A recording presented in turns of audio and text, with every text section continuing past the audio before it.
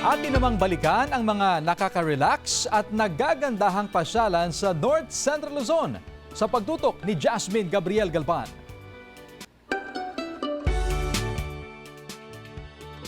Sa taong 2025, naging stress reliever ng ilan sa atin ang mag-travel.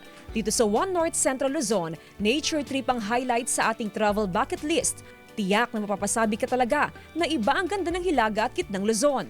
From clear skies to deep blue crystal clear water, yan ang hatid ng natural na ganda ng kalikasan ng Abra. Nariyan ang Apaw Rolling Hills na mala postcard ang tanawin. At hindi na pasyalan ng Araarbis Falls. Sa di kalayuan, pwede ring pasyalan ang Barosibus Falls. Inviting din ang deep blue crystal clear water sa Lusuak Spring.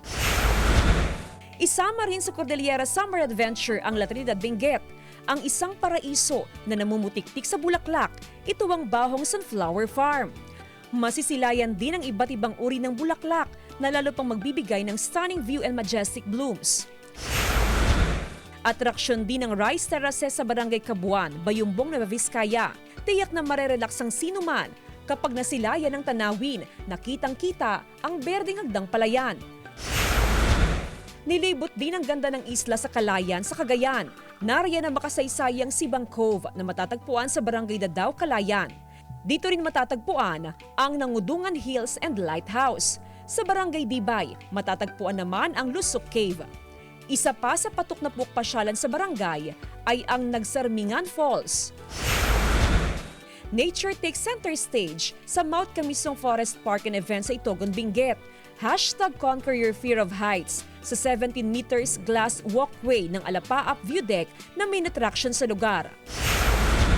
Dinayo rin natin ang natatagong pasyalan sa Labrador, Pangasinan. Yan ang Tinakayanan Falls. Ang falls kasi na ito may iba't ibang level din na parang hagdan kung saan matatagpuan ang crystal clear na tubig na swak para mag-swimming. Natuklasan din natin ang Oning Cave sa Lasam, Cagayan, ang tinaguriang last ecological frontier ng bayan. Sa loob ng kuweba, makikita ang iba't ibang stalactites na glands and fossils-like formations. Perfect na weekend getaway naman ang tinatawag na Crying Mountain sa Takadang Kibungan, Benguet. From its picturesque view, talaga nga namang pang-international ang feels. Patok din na pasyalan ng Mount Kilang sa Kalanasan, Apayao. Picture perfect ang bundok na tinaguriang Blazing Mountain of the Gods. Maldives-like paradise naman ang peg ng bagong atraksyon sa Kabugao, Ilocos Sur. Perfect spot ang lugar para sa mga nais mag-sunset seeing. O mga kapuso, saan tayo susunod? I-manifest na ang More Travel this 2026.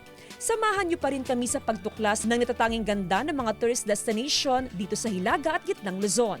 Jasmine Gabriel Galvan, One North Central Luzon.